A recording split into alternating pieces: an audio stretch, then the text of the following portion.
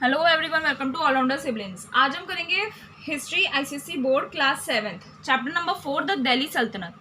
इससे पहले हम चैप्टर 3 तक कंप्लीट कर चुके हैं, एक्सरसाइज क्वेश्चन आंसर्स सभी के साथ। होप आपने देखी होगी और आपको चैप्टर्स अगर समझ में आया तो वेरी गुड, और आपको कोई डाउट है तो आप हमसे कमेंट करके पूछ सकते हैं।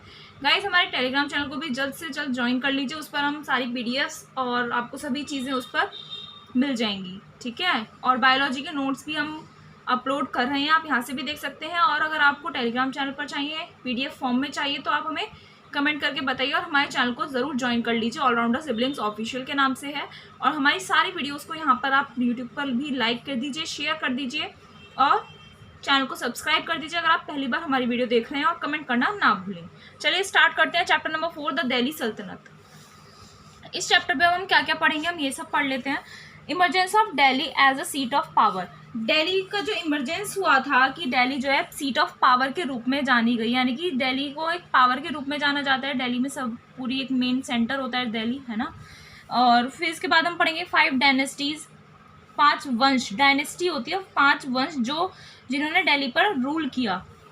फिर एक कंपैरेटिव एनालिसिस करेंगे, डिफरेंट डायनेस्टीज में क्या क्या पॉलिसीज आई, ठीक है। 5 डायनेस्टीज पढ़ेंगे हम, तो उनमें उन्होंने अलग अलग, सबकी रूल करने का मेथड अलग होता है ना, कि कुछ भी काम करने का तरीका सबका अलग अलग होता है। तो ऐसे ही उन 5 डायनेस्टीज में क्या क्या पॉलिसीज आई उन्हें कंपेयर करेंगे। Influence and impact of notable rulers of सल्तनत। सल्तनत के कुछ नोटेबल यानी कि कुछ मेन रूलर्स के इन्फ्लुएंस और इम्पैक्ट का डिस्कशन हम करेंगे। Reasons for the decline of Delhi सल्तनत। दिल्ली सल्तनत का डिक्लाइन क्यों हुआ, उनके रीजंस पढ़ेंगे कि क्यों दिल्ली सल्तनत डिक्रीज हुई, ख़त्म हुई। और लास्टली पढ़ेंगे डिफरेंट डायनेस्टीज़ के की फीचर्स। दिल्ली सल्तनत की जो 5 डिफरेंट डायनेस्टीज़ थी उनके की फीचर्स क्या थे, मेन फीचर्स क्या थे। यानी कि 5 डायनेस्टीज़ कौन कौन सी हैं आपकी, slave dynasty, Khalji dynasty, Tughlaq dynasty, Syed dynasty and Lodhi dynasty. तो हम इन सभी के बारे में इस चैप्टर में पढ़ने वाले हैं। चलिए जल्दी से चैप्टर स्टार्ट कर देते हैं और वीडियो को जल्दी से लाइक कर दीजिए। आपको कोई भी डाउट है तो आप कमेंट सेक्शन में पूछ सकते हैं। चलिए स्टार्ट करते हैं। The period from CE 1206 to CE 1526 is known as the saltanat period. Period कौन सा टाइम पीरियड, CE 1206 से लेकर CE 1526 तक के पीरियड को हम बोलते हैं सल्तनत पीरियड। सल्तनत क्या होता है, एक टेरिटरी होती है, किंगडम, ऐसी किंगडम जिसका रूल जो किया गया था वो सुल्तान्स के द्वारा किया गया था, तो उस पीरियड को हम सल्तनत पीरियड बोलते हैं। The saltanat empire was stretched over large parts of the Indian subcontinent for 320 years। सल्तनत एम्पायर जो था, पूरा साम्राज्य जो था सल्तनत का, वो फैला हुआ था इंडियन सबकॉन्टिनेंट के बड़े बड़े पार्ट्स में। 320 ईयर्स तक वो फैला था सल्तनत एम्पायर, ठीक है। इंडियन सबकॉन्टिनेंट के बहुत बड़े बड़े जितने भी पार्ट्स थे वहाँ पर वो फैला हुआ था। ड्यूरिंग दिस पीरियड, इस पीरियड के दौरान India was ruled by a number of Turkish sultans who belong to the Ilbari Turkish clan. इस पीरियड के दौरान इंडिया पर जो शासन किया गया था, एक बहुत सारे टर्किश सुल्तान लोगों ने क्या किया, रूल किया इंडिया पर इस पीरियड में, जो किससे बिलोंग करते थे, इलबारी टर्किश क्लैन से। क्लैन यानी कम्युनिटी, एक समुदाय से, एक ग्रुप से बिलोंग करते थे। उस ग्रुप का नाम था इलबारी टर्किश क्लैन। उस ग्रुप के लोगों ने, उनके जो टर्किश सुल्तान्स थे, उन्होंने इंडिया पर इस पीरियड में रूल किया था, शासन किया था। 5 dynasties of the saltanat period वर। सल्तनत पीरियड में हम 5 डायनेस्टीज इस चैप्टर में पढ़ने वाले हैं। तो वो 5 डायनेस्टीज के नेम आपको यहाँ पर दिए हुए हैं और ब्रैकेट में आपको उनका ईयर दिया हुआ है। रूलिंग ईयर है ये, यानी कि कितने साल से, कौन से ईयर तक ये डायनेस्टी रही। तो स्लेव डायनेस्टी जो थी वो आपकी CE 1206 से 1290 तक रही। खलजी डायनेस्टी 1290 टू 1320 तक रही। तुगलक डायनेस्टी 1320 से 1414 तक रही। सैयद डायनेस्टी 1414 से 1451 तक रही। और लोधी डायनेस्टी आपकी 1451 से 1526 तक रही। तो ये ईयर्स भी आपको लर्न करने हैं, और कौन से ईयर में किसका पीरियड चला, कौन सी डायनेस्टी रही थी, वो आपको याद करने हैं। आगे बढ़ते हैं। इसमें हम सबसे पहली डायनेस्टी पढ़ेंगे, द स्लेव डायनेस्टी, जिसने शासन किया था 1206 से लेकर 1290 तक। इसमें बोल रहा है the rulers of this dynasty यानी वंश, इस वंश के जो रूलर्स थे, they ruled from CE 1206 to 1290। उन्होंने शासन किया कब से कब तक, 1206 से लेकर 1290 तक। They were called as slaves or Mamluk as Iltutmish and Balban, the two rulers, were initially slaves of Kutubuddin Aibak. इस डायनेस्टी के जो रूलर्स थे, ठीक है, उन्हें स्लेव्स या फिर ममलूक बोला जाता था, ममलूक, क्योंकि इल्तुतमिश और बलबन दो रूलर्स थे। स्लेव डायनेस्टी के दो रूलर्स थे, इल्तुतमिश और बलबन। वो स्टार्टिंग में रूलर्स बनने से पहले कुतुबुद्दीन ऐबक के क्या थे? स्लेव्स थे, गुलाम थे। स्लेव्स यानी गुलाम थे किसके? कुतुबुद्दीन ऐबक के। कौन कौन? इल्तुतमिश और बलबन। वो स्लेव डायनेस्टी के रूलर्स तो थे, बट स्टार्टिंग में सबसे रूलर्स बनने से पहले वो क्या थे? स्लेव्स थे कुतुबुद्दीन ऐबक के। Interestingly Aibak himself was a slave of घोरी। और तो और सबसे इंटरेस्टिंग बात क्या है, ऐबक जो है वो खुद स्लेव था घोरी का। मोहम्मद घोरी के बारे में हमने पढ़ा था लास्ट चैप्टर में, चैप्टर नंबर 3 में, टर्किश इन्वेडर्स में पढ़ा था ना। तो मोहम्मद घोरी का एक स्लेव था, गुलाम था। कौन? कुतुबुद्दीन ऐबक। और कुतुबुद्दीन ऐबक के कौन थे स्लेव्स? इल्तुतमिश और बलबन। समझ गए? So the dynasty was called Mamluk. इसलिए डायनेस्टी को ममलूक बोला जाता है, यानी कि ये एक अरेबिक वर्ड है, अरेबिक लैंग्वेज का वर्ड है, जिसका मीनिंग होता है ओन्ड, यानी कि खुद की है, यानी कि हमारी गुलाम है। अब ये तो कुछ इंट्रोडक्शन हो गया स्लेव डायनेस्टी के बारे में। अब हम इनके रूलर्स के बारे में पढ़ेंगे, कुतुबुद्दीन ऐबक के बारे में पढ़ेंगे, क्योंकि सबसे पहले ये डायनेस्टी में जो जिसने शासन किया था वो था कौन? कुतुबुद्दीन ऐबक। इसने शासन, देखिए स्लेव डायनेस्टी जो चली थी 1206 से लेकर 1290 तक चली थी। अब इसमें डिफरेंट रूलर्स आए, उनका भी टाइम पीरियड दिया हुआ है कि उसने किस टाइम से किस टाइम तक शासन किया है ना, कितने साल तक शासन किया, रूल किया, वो भी आपको याद करना पड़ेगा। तो कुतुबुद्दीन ऐबक जो था उसने 1206 से लेकर 1210 यानी कि 4 ईयर्स तक क्या किया? उसने शासन किया। He was the founder of slave dynasty. Slave dynasty यानी कि स्लेव वंश का फाउंडर कौन था? कुतुबुद्दीन ऐबक था। He began his career as a slave of Mohammad Ghori. उसका करियर यानी कि जो उसका करियर था वो कैसे स्टार्ट हुआ? वो एक गुलाम था पहले, किसका? मोहम्मद घोरी का। अभी हमने पढ़ा था ना मोहम्मद घोरी का कौन था गुलाम? कुतुबुद्दीन ऐबक। एंड आगे क्या बोल रहा है? And rose to the position of a general by his own merit. Merit means खूबी। और जब वो गुलाम था और उसके बाद अपनी खुद की ही खूबी की वजह से वो एक पोजीशन पर आ गया। किसकी पोजीशन? जनरल की पोजीशन पर आ गया खुद ही। Mohammad Ghori appointed him as the governor of his Indian conquest. India की जितनी भी जीत होती थी या जितने भी युद्ध होते थे उन सब का गवर्नर अपॉइंट कर दिया मोहम्मद घोरी ने। किसे? कुतुबुद्दीन ऐबक को, क्योंकि वो जनरल बन गया था, क्योंकि उसमें बहुत सारी खूबी थी, गुण थे, अच्छाइयाँ थी। तो अपनी मेरिट्स की वजह से उसने जनरल की पोजीशन हासिल करी। पहले स्लेव था मोहम्मद घोरी का, फिर उसने एक पोजीशन जनरल की हासिल करी। उसके बाद मोहम्मद घोरी ने उसे गवर्नर, अपनी इंडियन कन्क्वेस्ट का गवर्नर क्या कर दिया? अपॉइंट कर दिया। आफ्टर घोरीज डेथ, घोरी के मर जाने के बाद क्या हुआ? Aibak became the ruler of his Indian possessions.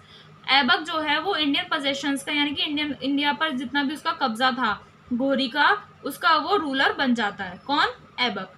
He consolidated means strong बनाना किसी भी चीज को। He consolidated his kingdom strong through matrimonial alliances with his rivals. उसने अपने किंगडम को स्ट्रॉन्ग बनाया, ठीक है, कॉन्सोलिडेट किया। कैसे? Through matrimonial alliances with his rivals. Rivals यानी जो उसके दुश्मन थे उनके साथ उसने मैट्रिमोनियल अलायंसेस किया। मैट्रिमोनियल अलायंस क्या होता है? एक फॉर्मल एग्रीमेंट होता है, ठीक है। किसके बीच में? कैसे होता है वो फॉर्मल एग्रीमेंट? मैरिज के थ्रू होता है। अपने राइवल्स के साथ उसने क्या कर ली? मैट्रिमोनियल अलायंस कर लिया और अपने किंगडम को स्ट्रॉन्ग बना लिया। तो उसने क्या किया? He married the daughter of ताज उद्दीन यल्दिज। वो उसने, किसने? ऐबक ने किसकी डॉटर से शादी करी? ताजुद्दीन यल्दिज से। ये कौन था? One of the governors of Mohammad Ghori. Mohammad घोरी का एक गवर्नर था, तो उसकी बेटी से किसने? कुतुबुद्दीन ऐबक ने शादी कर ली। Who was given the charge of Ghazni. फिर उसके बाद उसे गजनी का चार्ज दे दिया गया। And had been his rival, और इसी वजह से वो उसका राइवल बन गया था। किसका? कुतुबुद्दीन ऐबक का। इसीलिए उसने मैट्रिमोनियल अलायंस कर लिया, फॉर्मल एग्रीमेंट कर लिया मैरिज के through. He made himself popular by donating generously to both Hindus and Muslims and was called Lakh Bakhsh, giver of lakhs.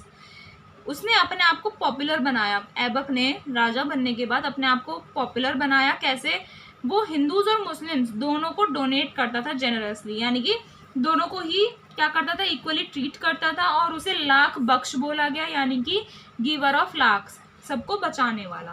Qutubuddin was also a great builder, वो एक बहुत बड़ा बिल्डर भी था। He started the construction of the famous Qutub Minar in Delhi. Delhi में जो कुतुब मीनार है, famous Qutub मीनार, उसका कंस्ट्रक्शन भी कुतुबुद्दीन ऐबक ने स्टार्ट करवाया था। And also build the Quwwat ul Islam mosque in the same area, और दिल्ली में ही वहाँ पर ही क्या है, एक मॉस्क्यू है जिसका नाम है कुव्वत उल इस्लाम, वो भी उसी ने बनवाया था, कुतुबुद्दीन ऐबक ने। In CE 1210 he died as a result of a fall from his horse while he was playing chaugan Indian पोलो।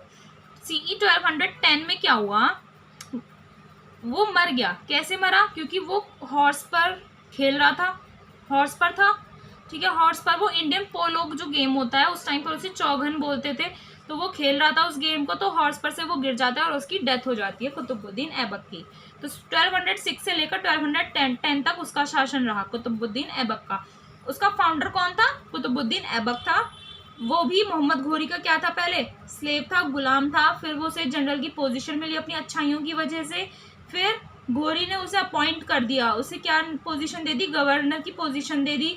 फिर जब घोरी मर गया तो ऐबक रूलर बन गया।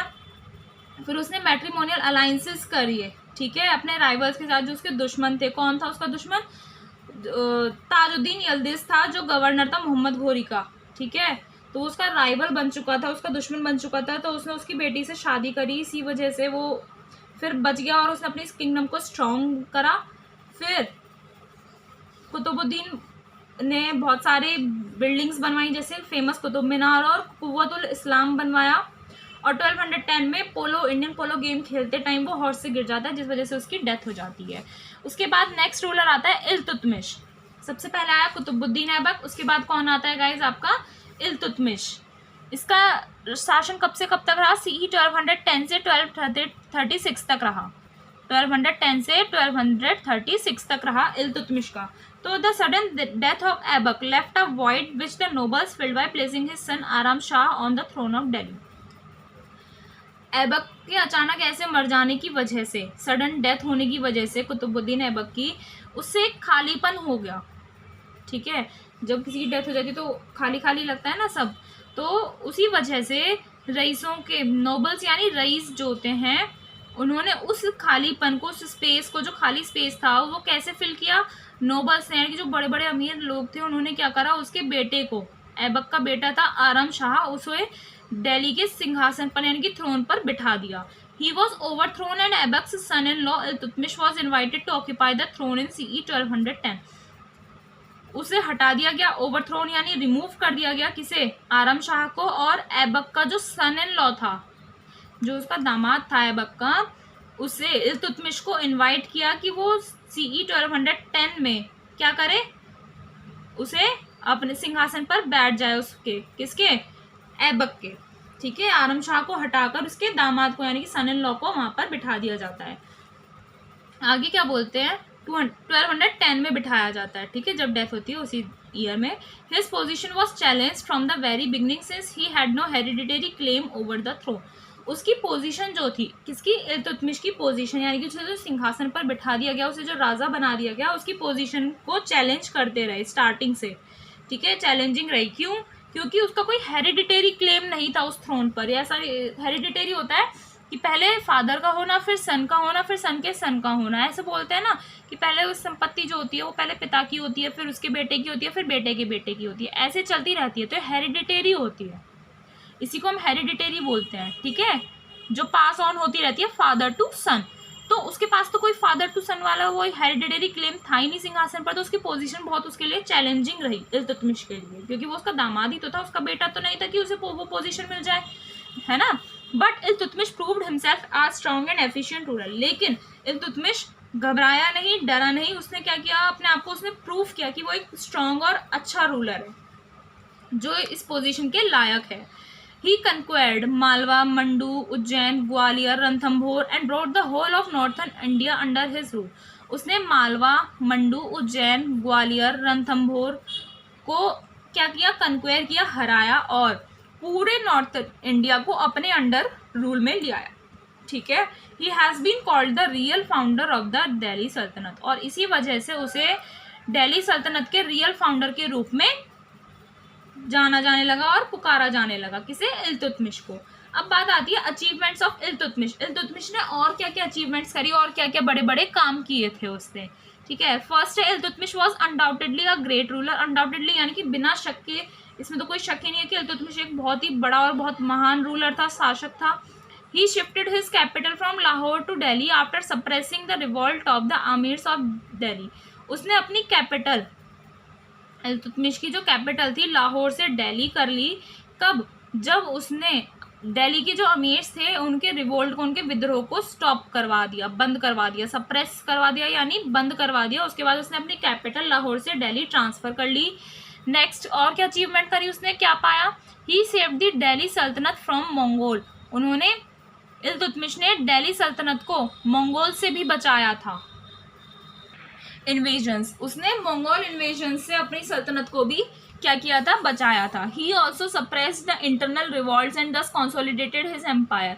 उसके एम्पायर में जो इंटरनल रिवॉल्ट्स हो रहे थे उन्हें भी सप्रेस्ड किया, उसे भी स्टॉप किया। इंटरनल रिवॉल्ट्स जैसे इंडिया है तो इंडिया के अंदर ही अंदर जो रिवॉल्ट्स हो जाते हैं, जो विद्रोह हो जाते हैं, उन्हें भी, तो उन्हें हम बोलते हैं इंटरनल रिवॉल्ट्स, ठीक है। तो उसने जो अपने उसके एम्पायर में जो इंटरनल रिवॉल्ट्स हो रहे थे उन्हें भी सप्रेस किया, स्टॉप किया और अपने एम्पायर को कंसोलिडेट कर लिया, यानी कि स्ट्रॉन्ग बना लिया। कंसोलिडेट का मीनिंग बताया था ना भी, स्ट्रॉन्ग बना लेना। He got his claim to the throne approved by the khalifa giving legitimacy to his rule. उसे अपना क्लेम जो था, यानी कि लोगों को थोड़ा सा प्रॉब्लम था ना कि उसे हेरिडिटरी क्लेम तो है नहीं, उसे, उसका बेटा थोड़ी था, वो तो दामाद था ऐबक का, है ना, इल्तुतमिश। तो उसे अपना भी क्लेम मिल जाता है कि वो सिंहासन पर बैठ सकता है और उसे खलीफा के द्वारा अप्रूव किया जाता है। खलीफा कौन होते हैं? सक्सेसर्स होते हैं ना, तो उनके द्वारा क्या किया जाता है? अप्रूव किया जाता है और उसके शासन को एक लेजिटिमेसी मिल जाती है। लेजिटिमेसी यानी वैधता मिल जाती है, वो लीगली अप्रूव कर दिया जाता है कि वो शासन कर सकता है। कौन? Iltutmish. The land revenue system was reorganised by him. Land revenue system यानी कि जो कर देने का जो सिस्टम था, जो टैक्स देने का सिस्टम था, वो भी उसके द्वारा फिर से रीऑर्गेनाइज किया गया, उसने फिर से उसे बनाया। He introduce the gold and silver coins taka. उसने गोल्ड और सिल्वर कॉइन्स को भी इंट्रोड्यूस किया, बनाए उसने, जिन्हें उन कॉइन्स को टाका बोलते थे, टका। He was a patron of art and architecture. Patron means boss होता है, यानी कि वो एक्सपर्ट था आर्ट और आर्किटेक्चर में। The Qutub Minar was completed by him. Qutub Minar उसने कंप्लीट करवाया, क्योंकि कुतुबुद्दीन ऐबक ने जब स्टार्ट करवाया था उसके कुछ टाइम बाद उसकी डेथ हो जाती है, तो इसीलिए इल्तुतमिश ने उसे कंप्लीट करवाया। किसी? कुतुब मीनार को। Iltutmish was an efficient administrator. वो एक अच्छा एडमिनिस्ट्रेटर है। ही डिवाइडेड हिज एम्पायर इनटू इक्ताज और प्रोविंसेस फॉर गुड गवर्नेंस। अब जब उसके पास इतना बड़ा एम्पायर हो गया था तो वो खुद तो हैंडल कर नहीं सकता था, इसलिए इसने पूरे अपने बड़े एम्पायर को छोटे छोटे पार्ट्स में क्या कर दिया? डिवाइड कर दिया। उसने उन पार्ट्स को क्या बोला? इक्ताज, या फिर आप बोल सकते हैं प्रोविंसेस, ठीक है, जिससे वो अच्छे से गवर्नेंस कर पाए, अच्छे से गवर्न कर पाए। The iqtas were administered by iqtadars who maintain law and order. जो इक्ताज थे यानी कि जो उसने प्रोविंसेस बनाए थे उन्हें एडमिनिस्टर किया गया, यानी कि उन्हें भी गवर्न किया गया इक्तादार्स के द्वारा, ठीक है। एक हेड अपॉइंट कर दिया गया, उन्हें बोला गया इक्तादार्स, जो लॉ एंड ऑर्डर उसी एरिया में क्या करते थे? मेंटेन करवाते थे। तो ये कुछ अचीवमेंट्स थे किसके? इल्तुतमिश के। अब नेक्स्ट रूलर आता है रज़िया सुल्तान, ठीक है। ये लेडी हैं रज़िया सुल्तान। 1236 से लेकर 1240 तक उन्होंने शासन किया। और आपका कुतुबुद्दीन ऐबक ने 4 ईयर्स किया था, है ना। और फिर आता है उसका इल्तुतमिश का, और उसके बाद आता है रज़िया सुल्तान का, जिन्होंने 1236 से 1240 तक शासन किया। इनके बारे में पढ़ते हैं।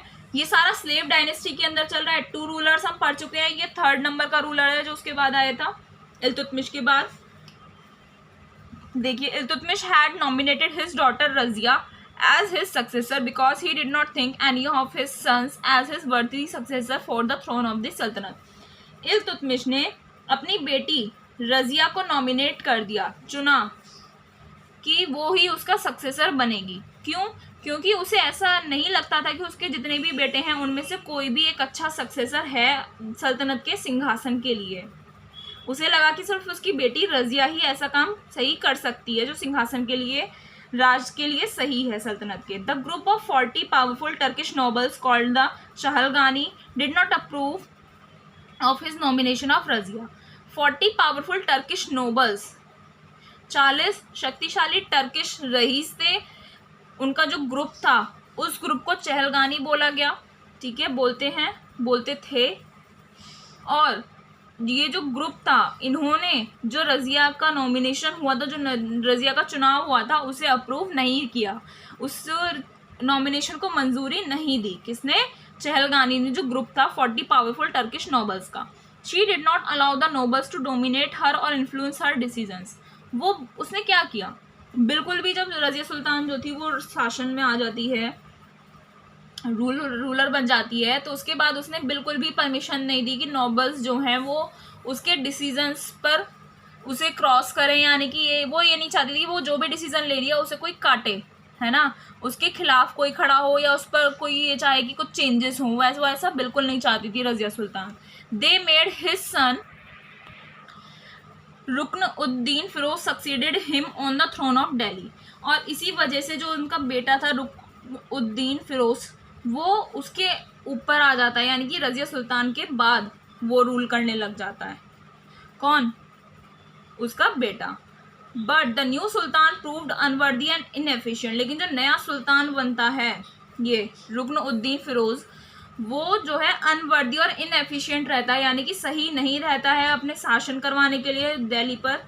सो the nobles had to choose Razia as the new ruler in CE 1236। इसीलिए सभी जो नोबल्स थे, जो रईस थे, उन्हें रज़िया को ही फिर से उस न्यू रूलर के रूप में चुनना पड़ता है CE 1236 में। तो ये थी बात रज़िया सुल्तान के बारे में। अब हम उनके कुछ अचीवमेंट्स पढ़ते हैं रज़िया सुल्तान के, कि उन्होंने क्या क्या गेन किया, क्या क्या अचीवमेंट्स उनके रहे। Razia was brave, intelligent and possessed the royal qualities. Razia बहुत बहादुर, समझदार, और उनमें सारी क्वालिटीज़ थी, जो भी एक रॉयल क्वालिटीज़ होनी चाहिए वो सभी उनमें थी। She used to sit in the open darbar to transact business के बारे में, यानी कि व्यापार के बारे में जो लेन देन होना था उसके लिए वो ओपन दरबार में, खुले दरबार में बैठती थी। शी इवन रोड हॉर्सेज, वो घोड़े भी चलाती थी, ठीक है, घुड़सवारी भी करती थी। She was a talented women, वो एक टैलेंटेड वुमेन थी। And regarded the welfare of her subjects as an essential duty, और जो उनका जो भी वो वेलफेयर करना था, सभी का जो ध्यान रखना था, वो उसे अपना एक बहुत मेन ड्यूटी मानती थी। कौन? Razia Sultan. There was chaos and disorder in the country when Razia came to the throne. जब रज़िया सिंहासन पर बैठती हैं तो पूरी कंट्री में बहुत ज़्यादा chaos और डिसऑर्डर हो जाता है, यानी कि बहुत ज़्यादा आपाधापी सी हो जाती है, सब कुछ खराब हो जाता है। But being an able ruler, लेकिन वो एक अच्छी और काबिल रूलर थी। She put the things in order, उन्होंने सभी चीज़ों को ऑर्डर में फिर से वापस लाया। She was a wise, just and benevolent ruler, वो एक बहुत ही वाइज, जस्ट और बेनेवोलेंट रूलर थी। बेनेवोलेंट यानी काइंड रूलर थी। कौन? रज़िया सुल्तान। यहाँ पर आप फोटो देख सकते हैं, रज़िया सुल्तान की दी हुई है। ओके, आगे क्या बोल रहा है रज़िया सुल्तान के अचीवमेंट्स के बारे में। बट सम नोबल्स, लेकिन कुछ नोबल्स ऐसे थे, did not like to be ruled by a women, जो ये चाहते थे कि हम किसी भी वुमेन के द्वारा अपने ऊपर शासन नहीं करने देंगे, यानी किसी भी लेडी को एक वो अपने ऊपर हुक्म नहीं चलाने देंगे। The nobles accused her of being too friendly to an Abyssinian Yakut Khan. नोबल्स ने उन पर कुछ इल्ज़ाम लगा दिया कि वो एक अबिसी से रिलेटेड एक कोई कंट्री होगी, उस पर एक लड़का था यकूत खान, उससे ज़्यादा फ्रेंडली हो रही हैं। Some of the nobles under the leadership of Altunia then rebelled against her, और उनसे ज़्यादा फ्रेंडली होने की वजह से कुछ नोबल्स ऐसे थे, उन्हें तो पॉइंट मिल गया, तो अल्तुनिया की लीडरशिप के अंडर उन्होंने वहाँ पर क्या कर दिया, रिबेल कर दिया, युद्ध कर दिया। She won over Altunia by marrying him, तो वो अल्तुनिया पर क्या करती हैं, जीत पा लेती हैं। कैसे? उससे शादी कर कर। Both of them were killed in their struggle against the rebels in the year 1240 CE, और वो दोनों मारे जाते हैं स्ट्रगल में, युद्ध में। किसके खिलाफ युद्ध हो रहा था? उन रिबेल्स के जो खिलाफ जो युद्ध हो रहा था ईयर 1240 CE में, वो उसमें मारी जाती हैं। तो रज़िया सुल्तान यहाँ पर उनकी डेथ हो जाती है। आफ्टर रज़ियाज डेथ, रज़िया की डेथ हो जाने के बाद there was chaos in the kingdom, पूरे किंगडम में chaos हो जाता है, यानी कि अफरा तफरी मच जाती है। To add to these troubles, और इन्हीं ट्रबल्स के बीच वजह से क्या होता है, the Mongols attacked Lahore, Mongols जो है लाहौर पर अटैक कर देते हैं, and caused death and destruction all over the kingdom, और पूरे किंगडम में बहुत ज़्यादा तबाही मच जाती है और बहुत सारी मृत्यु हो जाती है रजिया की डेथ होने की वजह से। अब आगे बढ़ने से पहले हम ये एनरिचर नॉलेज का पॉइंट पढ़ते हैं। इसमें क्या बोल रहा है, ड्यूरिंग इल्तुतमिश राइन, जब इल्तुतमिश का शासन चल रहा था, India was threatened by the Mongol invasion, India में मंगोल इन्वेजन हो जाते हैं, ठीक है। Genghis Khan the fierce Mongol leader, एक बहुत ही बड़ा मंगोल लीडर था जिसका नाम था Genghis Khan, followed Jalaluddin who fled towards India, वो जलालुद्दीन को फॉलो करता था जो इंडिया की तरफ भाग आया था, and requested Iltutmish to give him shelter, और उसने क्या किया था, इल्तुतमिश से रिक्वेस्ट करी थी कि वो उसे शेल्टर दे। कौन? चंगेज खान को शेल्टर दे।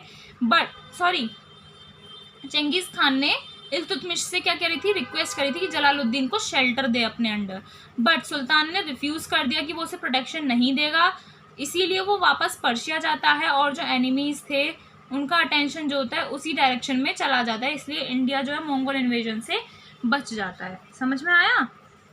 अब हम पढ़ते हैं नसीरुद्दीन महमूद के बारे में। इन्होंने शासन किया 1246 से 1266 तक। 1246 में रजिया की डेथ हो जाती है।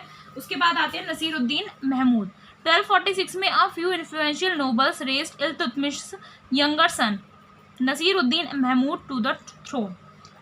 1246 में कुछ नोबल्स ने इल्तुतमिश के छोटे बेटे को, जिसका नाम था नसीरुद्दीन महमूद, उसे सिंहासन पर बिठा दिया। Nasiruddin was just 17 years old and could not manage the empire. Nasiruddin उस टाइम पर सिर्फ 17 साल के थे, इसी वजह से वो पूरे एम्पायर को मैनेज नहीं कर पाए। He left the controls in the hands of his father in law Balban, और इसी वजह से जब वो कंट्रोल नहीं कर पाए, पूरे एम्पायर को मैनेज नहीं कर पाए, तो उसने पूरा कंट्रोल जो था, पूरी पावर जो थी, वो अपने फादर इन लॉ बलबन को दे दी। तो हम बलबन के बारे में पढ़ेंगे क्योंकि नसीरुद्दीन अहमद ने तो शासन ही नहीं किया, 1246 से 1266 तक का था बस, ठीक है। तो अब हम बलबन के बारे में पढ़ेंगे। घियासुद्दीन बलबन, उनका नाम क्या था? घियासउद्दीन बलबन। उन्होंने शासन किया 1266 से 1287 तक। अब हम इसके बारे में पढ़ते हैं। Balban came to power after the death of Nasiruddin Mahmud in CE 1266। 1266 में जब नसीरुद्दीन महमूद यानी कि ये छोटे बेटे थे इल्तुतमिश के, तो उनकी डेथ होने के बाद बलबन पावर में आ जाते हैं। कौन थे बलबन? उनके father in law. It was he who first realise that the prevailing weakness of the royal power was due to the intrigues of the Turkish nobles.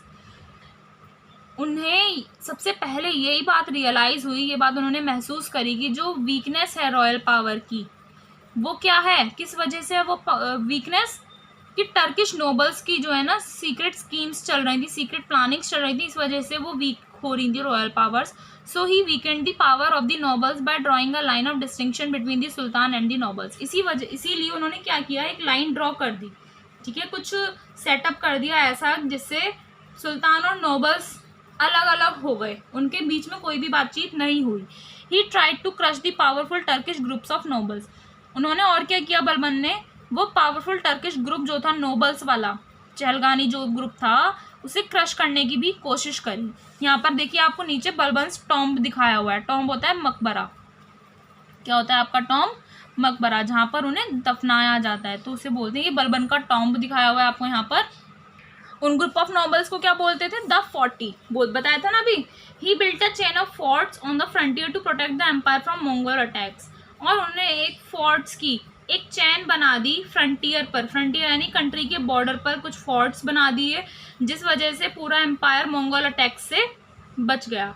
Balban was the most successful ruler among the slave Kings में, slave dynasty के जितने भी Kings आए उनमें सबसे ज़्यादा successful ruler था बलबन।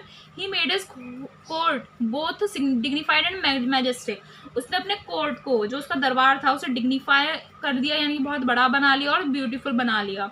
इन order to raise the prestige of the king, राजा की रेस्पेक्ट को और बढ़ाने के लिए the nobles were to perform sijda and paibos. तो राजा को सम्मान देने के लिए क्या करना होता था नोबल्स को? सिजदा और पैबोज। सजदा prostration and kissing the monarchs feet. Prostration होता है दंडवत प्रणाम करना, ठीक है, लेट के जो एकदम प्रणाम करते हैं वो, और मोनार्क्स फीट यानी कि राजा के पैरों को चूमना। तो ये उन्हें करना पड़ता था, जिसे हिंदी में सिजदा या पैबोज बोलते थे। अब हम पढ़ेंगे अचीवमेंट्स ऑफ बलबन। बलबन के क्या क्या अचीवमेंट्स रहे। He reform the army to increase its efficiency. उसने अपनी आर्मी को क्या कर दिया? रिफॉर्म किया, फिर से बनाया। उसकी एफिशिएंसी को बढ़ाने के लिए, ठीक है, ताकि वो और एफिशिएंट हो जाए। He created an of and respect in the minds of the people, लोगों के माइंड में उसने अपने लिए एक रेस्पेक्ट बना ली, क्रिएट कर ली। He made the people and the nobles loyal to the crown, उसने लोगों को और नोबल्स को, नोबल्स यानी जो अमीर लोग थे, रईस लोग थे, उन्हें क्राउन के लिए लॉयल बनाया कि ताकि वो वफादार रहें उसके लिए, बर्बन के लिए। ही पुट एडमिनिस्ट्रेशन इन ऑर्डर, सारा एडमिनिस्ट्रेशन कानून जो था उसने फिर से ऑर्गेनाइज किया और ऑर्डर में लगाया। ही चेक मंगोल इन्वेजन सक्सेसफुली, और मंगोल इन्वेजन्स पर भी उसने जीत पाई। उसने क्या किया, उसे पहले ही प्रिजर्व कर लिया, प्रोटेक्ट कर लिया अपने एम्पायर को चैन बनाकर, और एक एफिशिएंट स्पाई सिस्टम भी उसने ऑर्गेनाइज किया, ठीक है। He strictly believed in the divine theory of kingship, वो बिलीव करता था किस थ्योरी में, किंगशिप की डिवाइन थ्योरी में, यानी कि इस थ्योरी में बोला जाता है king is the representative of God on earth. Divine theory of kingship means king जो होता है वो अर्थ पर गॉड का रिप्रेजेंटेटिव होता है। और क्या अचीवमेंट्स हैं, he followed the policy of blood and iron which implied being ruthless to the enemies, उसने ब्लड एंड आयरन वाली पॉलिसी को भी फॉलो किया, जिसका मीनिंग होता है कि एनिमीज को रूथलेस रहो यानी कि उस पर निर्दयी रहो, किस पर, एनिमीज के through. Balban died of illness in CE 1286, 1286 में बर्बन जो है बीमारी के कारण मर जाता है। आगे जो उसके सक्सेसर्स आए वो बहुत कमज़ोर आते हैं, उससे बहुत कमज़ोर रहते हैं, यानी कि सही से शासन नहीं कर पाते हैं, वो किंगडम को प्रिजर्व नहीं कर पाते हैं, फेल हो जाते हैं इस चीज़ में। The reign of the Mamluk rulers ended in 1290 CE, और ममलूक रूलर्स का जो राइन था यानी कि स्लेव रूलर्स का जो शासन था वो 1290 सीई में एंड अप हो जाता है, ख़त्म हो जाता है। The throne then passed into the hands of the Khaljis, a new dynasty, और जो सिंहासन था उसके बाद वो खलजीज को, एक नई डायनेस्टी आती है खलजी डायनेस्टी, उन्हें पास आउट कर दिया जाता है। तो ये सभी रूलर्स आपके इस डायनेस्टी में आते हैं, द स्लेव डायनेस्टी में। तो सभी के बारे में आपको पता होना चाहिए, यानी कि स्लेव डायनेस्टी कब से कब तक रही, उसके अंदर कौन कौन से रूलर्स आए और किसके क्या अचीवमेंट्स रहे, किसने क्या काम किया, कौन किस वजह से नहीं रख पाया, तो आपको ये सभी बताने होंगे। नेक्स्ट लेक्चर में गाइस हम खलजी डायनेस्टी पढ़ेंगे। ये लेक्चर थोड़ा सा लॉन्ग हो गया है, तो आप स्टॉप कर करके भी वीडियो देख सकते हैं, और आगे हमें ज़रूर कमेंट करके बताइएगा आपको समझ में आया नहीं आया, और कोई भी आपका डाउट है या आपको कोई टॉपिक नहीं समझ में आया तो आप हमें कमेंट करके बता सकते हैं। मिलते हैं नेक्स्ट वीडियो में नेक्स्ट लेक्चर के साथ। Thank you.